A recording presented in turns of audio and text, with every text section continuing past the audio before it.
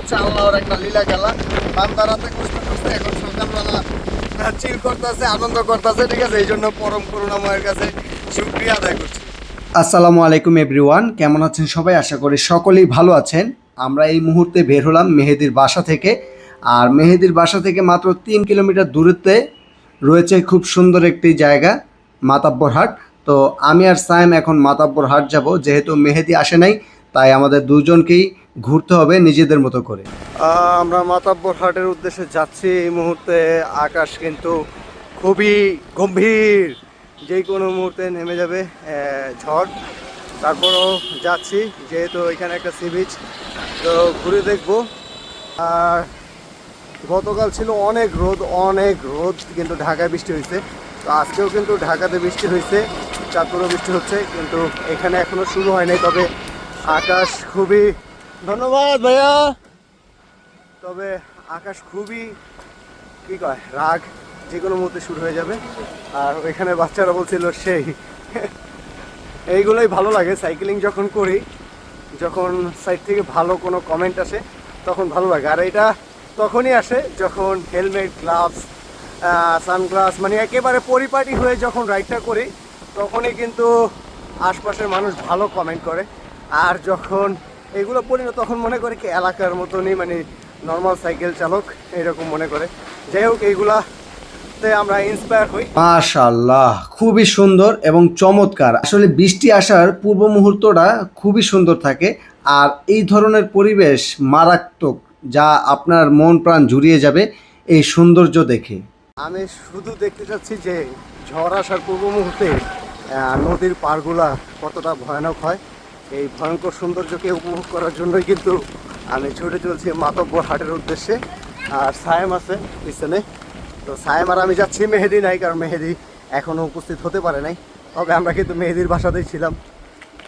ও এখানে জেলেরা বাতাস,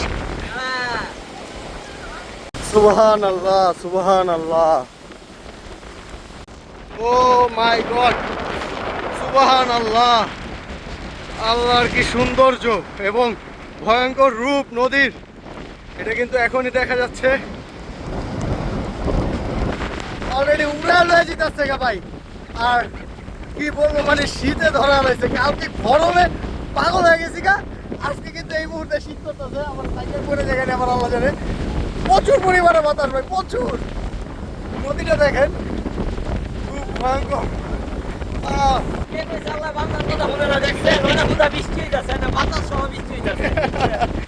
গতকাল রাতে গরমে ঘুমাইতে পারে নাই, কারেন্ট যে আইছে এটা আমার মনে হয় না, আমার মনে হয় গেছে, তো গেছে আর আয় দেখা ওইটাকে এখন পুষাইতেছে বডি, ঠিক আছে। এখানে এত পরিমাণে বাতাস, ওই বাতাস মানে রাতের বেলা যেই গরমটাকে উপভোগ করছি, ওইটাকে এখন বডি শোষণ করে নিচ্ছে, ঠিক আছে। এটাই হচ্ছে আল্লাহর একটা লীলা খেলা।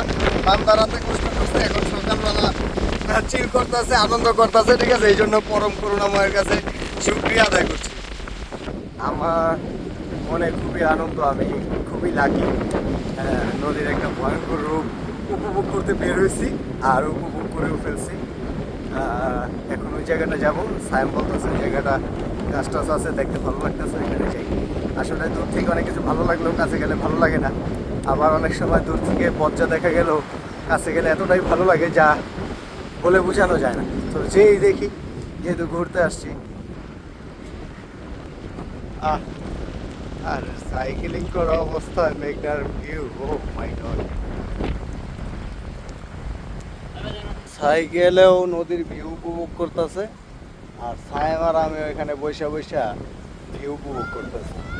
আর দেখতেছি এই যে মাছের জাহাজগুলো, খুবই সুন্দর, খুব সুন্দর। বৃষ্টি উপভোগ করলাম এবং ঝড় উপভোগ করলাম, ভয়ঙ্কর নদীর দৃশ্য দেখলাম। তো এই মুহূর্তে আমরা আবারও বাড়ির উদ্দেশ্যে রওনা দিয়ে দিচ্ছি, কারণ বৃষ্টি যদি আসে ভিজা ছাড়া উপায় থাকবে না, কারণ নদীর পাড়ে কোনো ছাউনি নেই। তাই এখন আবার যাচ্ছি বাসার দিকে। আবার মেহেদিও চলে আসবে কিছুক্ষণের মধ্যে। তো চাবি আবার আমাদের কাছে, পরে ঘরে ঢুকতে পারবো না, কান্নাকাটি করবো। তো আবারও চলে যাচ্ছি। এখান থেকে হচ্ছে বাসার দূরত্ব 2.5 কিলোমিটারের মতো। মাতব্বরি হাট, মাতব্বর হাট নাকি জানি ভুলেছি, ঘুরে আসলাম। খুব সুন্দর। আপনাদের কাছে কেমন লাগলো অবশ্যই কমেন্ট করে জানাবেন। আর এই ভিডিওটা এখানে শেষ করে দিচ্ছি, এখন আমরা বাসায় ঢুকবো। তো দেখা হবে পরবর্তী ভিডিওতে। সে পর্যন্ত সবাই ভালো থাকবেন, সুস্থ থাকবেন। আসসালামু আলাইকুম।